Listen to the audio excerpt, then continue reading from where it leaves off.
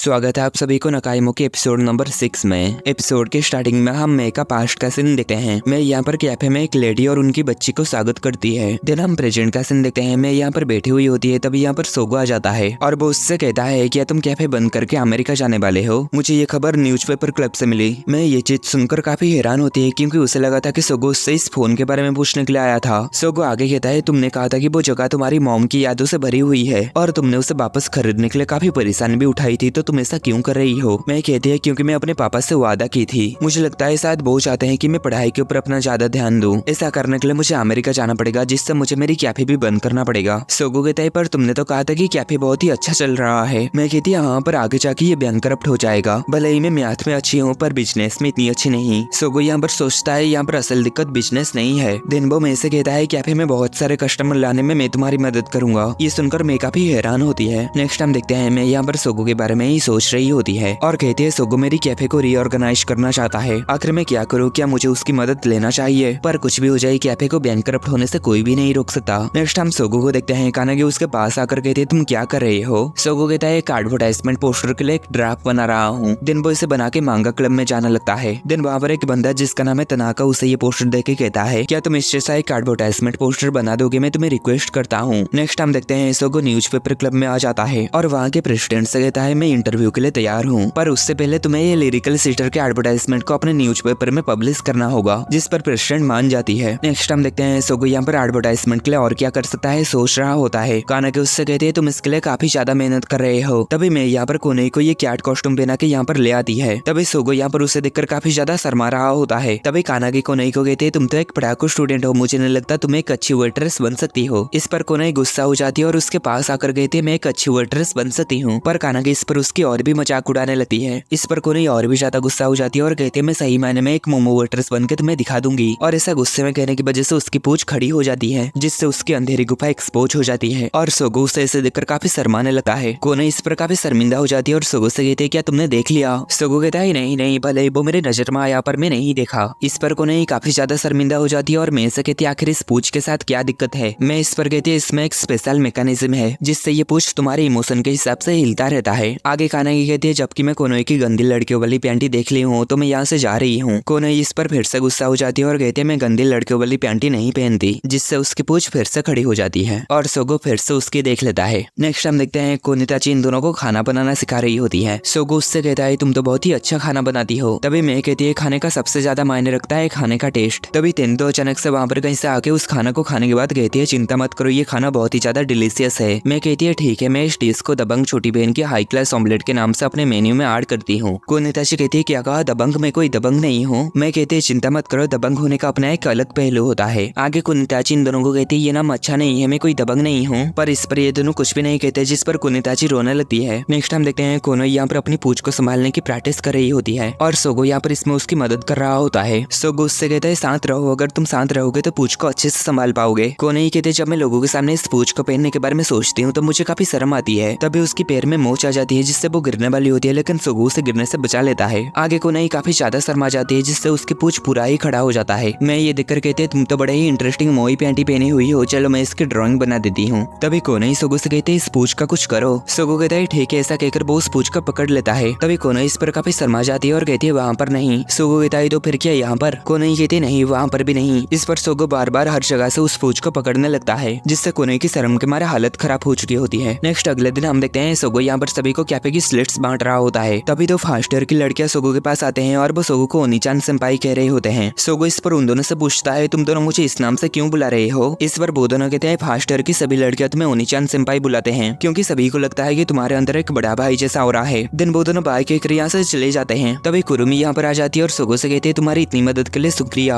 मैं आज जल्दी आ चुकी हूँ तो मैं भी तुम्हारे साथ मिलकर तुम्हारी मदद करूंगी। पर सोगो से पहचान नहीं पाता ये कौन है। तभी कुरुमी इस पर कहते मैं फर्स्ट ईयर की कुरुमी हूँ, क्या तुम मुझे भूल गए? सोगो इस पर उसे पहचान जाता है और कहता है ओ हाँ तुम कैफे की वेट्रेस हो ना, तो क्या तुम भी इस स्कूल में ही पढ़ती हो? कुरुमी इस पर हाँ कहती है और आगे कहते चलो साथ मिलकर कैफे को बचाते हैं। नेक्स्ट हम कैफे में संडे का सीन देखते हैं। यहाँ पर बहुत सारे लोग आए हुए होते हैं। कोने यहाँ पर लोगों की स्वागत कर रही होती है। तभी यहाँ पर कोनिताची और तेंदो आ जाती हैं और वो कोने को इससे देखकर काफी हैरान हो जाती हैं। तभी मैं इन दोनों को देखकर कहते तुम दोनों एकदम सही समय पर आए हो। नेक्स्ट कानागी जब यहाँ पर आती है तो वो इन दोनों को इस कॉस्ट्यूम में देखकर काफी हैरान हो जाती है और ये दोनों कानागी को कहते हैं तुम्हारा स्वागत है ओनीचान। कानागी इस पर हंसने लगती है। इस पर गुनिताची गुस्सा हो जाती है जिससे उसकी खड़ा हो जाती है पूछ और वो इससे काफी शर्माने लगती है। नेक्स्ट सोगो कानागी के पास आकर कहते तुम्हारा यहाँ पर आने के लिए शुक्रिया। तभी बहुत सारे लड़के सोगो को ओनीचान सेंपाई कहकर उसे चारों तरफ से घेर लेते हैं और कहते हैं हमें तुम्हारे साथ फोटो खींचना है। तभी यहाँ पर मिचुटानी आ जाती है। उसे देखकर मेरे को एक आइडिया आती है। नेक्स्ट हम देखते हैं इन दोनों को इसे देखकर सभी लड़कियां पागल हो जाती हैं। देन वो सभी मिलकर इन दोनों के साथ फोटो खींचते हैं और ये देखकर कोनोई और कानागी सोगो के ऊपर गुस्सा हो रहे होते हैं। नेक्स्ट हम रात का सीन देखते हैं। मैं यहाँ पर कुछ हिसाब लगा रही होती है और आगे कहते हैं इवेंट के खत्म होने के बाद भी कस्टमर का यहाँ पर आना कम नहीं हुआ है। अगर ऐसे ही हर दिन कस्टमर की संख्या बढ़ती रहेगी तो हमारी बिक्री भी बढ़ेगी। इन सभी हालात को देखकर ऐसा लगता है कि कैफे खुला रह सकता है। सोगो इस पर खुश हो जाता है और कहता है आखिरकार हमने ये कर लिया। आगे कुछ समय के बाद मैं उससे कहती है सोगो क्या तुम मुझसे शादी करोगे। इस पर सोगो काफी हैरान हो जाता है और कहता है अचानक से तुम मुझसे ये क्या पूछ रहे हो। मैं उससे कहते तुमने मेरी कैफे को एकदम नया जैसा बना दिया। तुम्हारे पापा मिकाडो कुमागोरो की खून तुम्हारे अंदर है तो तुमसे तो इस चीज की उम्मीद की ही जा सकती थी। चलो जल्दी से उन पावरफुल जीन्स को मेरे साथ शेयर करो। सोगो इस पर काफी हैरान होता है और कहता है ये सब तुम क्या कह रहे हो। मैं कहती हमारे क्रोमोजोन्स एक साथ आने के बाद तुम्हारी मैनेजमेंट एबिलिटी और मेरी सेंस ऑफ मोई कॉम्बाइन हो जाएगी और इससे जो हमारा बच्चा पैदा होगा वो सबसे ज्यादा स्ट्रॉन्ग बच्चा होगा। इसलिए चलो समय बर्बाद ना करके अभी शुरू करते हैं। सोगो काफी घबरा चुका होता है और कहता है मजाक करना बंद करो। पर मैं अपनी शर्ट खोलते हुए कहती है मैं सीरियस हूँ। तभी सोगो के पास मिचुटानी की कॉल आ जाती है। मिचुटानी उससे कहती है मैं अपनी टोपी कैफे में ही भूल गई हूँ, क्या तुम मेरे लिए वो ला दोगे। नेक्स्ट हम देखते हैं सोगो इस सिचुएशन का फायदा उठा के कैफे से बाहर आ जाता है। तभी यहाँ पर मिचुटानी आ जाती है और हमें यहाँ पर पता चलता है ये मिचुटानी का प्लान था सोगो को मेकी चंगुल से बचाने के लिए। मिचुटानी बाहर से सोगो के ऊपर नजर रख रही थी। मिचुटानी आगे कहते हैं मुझे उस फोन के बारे में रिसर्च करते हुए कुछ पता चला है। उस फोन की वॉइस चेंजर टेक्नोलॉजी पेपर की ऑथर में है, यानी मैंने ये उस वॉइस चेंजर टेक्नोलॉजी के बारे में लेके उस कंपनी को भेजी थी। सोगो ये सुनकर काफी हैरान होता है और कहता है तो यही वो पेपर है जिससे मैं पैसे कमाई थी। दिन हम अगले दिन का सीन देखते हैं। सोगो यहाँ पर उठ जाता है पर उसे उसकी छोटी बहन की कॉल नहीं आती। आगे सोगो जब बालकनी के ऊपर आता है और स्कूल की ओर देखता है तो उसे ये पर्दा दिखाई देता है। सोगो इस पर समझ जाता है कि ये मेकी स्टोर रूम का पर्दा है। असल में मैं अपने स्टोर रूम में रह के हमेशा सोगो के ऊपर नजर रखती रहती है और इस फोन के वॉइस चेंजर फीचर को यूज करते हुए हर सुबह सोगो को फोन करती है। आगे सोगो सोचता है आखिर में ये सब क्यों कर रही है। तभी उसे सब कुछ समझ आने लगता है। मैं हर दिन सोगो को जल्दी जगा देती है जिससे सोगो की नींद पूरा नहीं होती और इसका फायदा उठाते हुए मैं हमेशा उसे अपने साथ अपने स्टोर रूम में ले जाती है उसे सुलाने के लिए। नेक्स्ट हम देखते हैं मैं के पास सोगो आता है। मैं उसे देखकर कहती है आज तुम इतने जल्दी स्कूल आ गए। सोगो उससे कहता है फोन वाली छोटी बहन तो हमेशा से यहीं पर रह के मेरे ऊपर नजर रख रही थी। मैं कहती लगता है तुम्हें सब कुछ पता चल गया है। सोगो कहता है तुम ही हो जो कि हर सुबह मुझे फोन करती हो, है ना,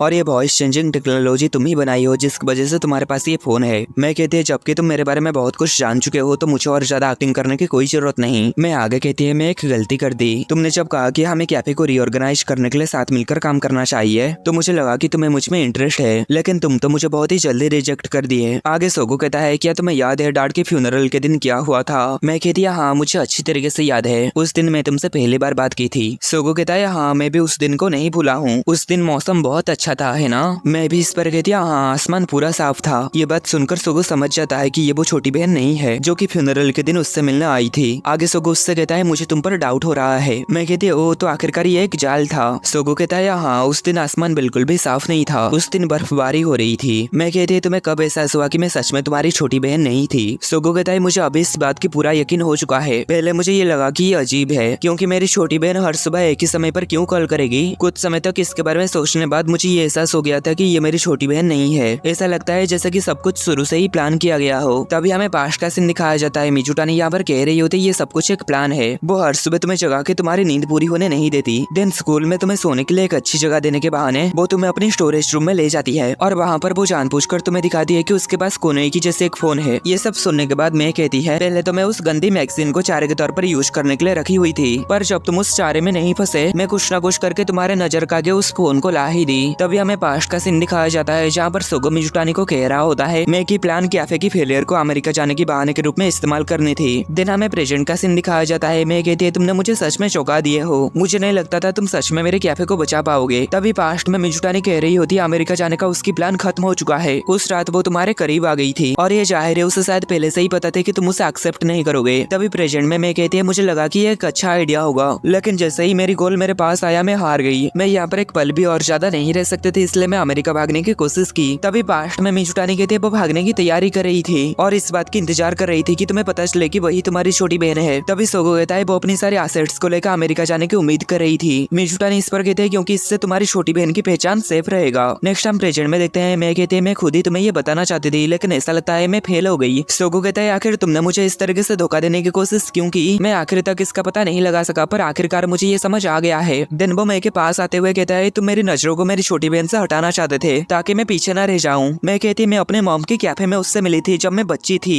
एपिसोड के स्टार्टिंग में जो सीन दिखाया गया मैं यहाँ पर उसी के बारे में कह रही होती है। मैं कहती हम दोनों बहुत ही जल्दी एक दूसरे से घुल मिल गए। मेरी मॉम ने कहा कि जैसे कि हम दोनों असली सिबलिंग्स हैं। सोगो उससे रिक्वेस्ट करता है और कहता है प्लीज मुझे बताओ कि मेरी छोटी बहन कौन है, जिस पर मैं उसे मना कर देती है। सोगो कहता है पर क्यों? मैं कहती है क्योंकि वो एक नाजायज बच्चा है। वो एक ऐसी चीज है जिसे मिकाडो फैमिली नहीं चाहता। अगर भी वो तुम्हें मिल भी जाए तो क्या तुम उसे खुशी खुशी अपने फैमिली में स्वागत कर पाओगे या फिर तुम उसे एक बोझ की तरह ट्रीट करोगे? अगर ऐसा होगा तो ये बेहतर होगा कि वो वहाँ पर ना जाए। तभी सोगो कहता है अगर ऐसा है तो मैं उसकी रक्षा करूंगा, भले ही दूसरे लोगों से रहने देने से मना क्यों ना करे। मैं उसे अपनी छोटी बहन के तौर पर एक्सेप्ट करूंगा। मैं कहती है मैं समझ गई, लेकिन मैं अभी भी उसके बारे में नहीं बता सकती। पर अगर सच में तुम अपनी बहन की रक्षा कर सकते हो तो मैं तुम्हें उसके बारे में बताऊंगी। और इतने में ये एपिसोड खत्म हो जाता है।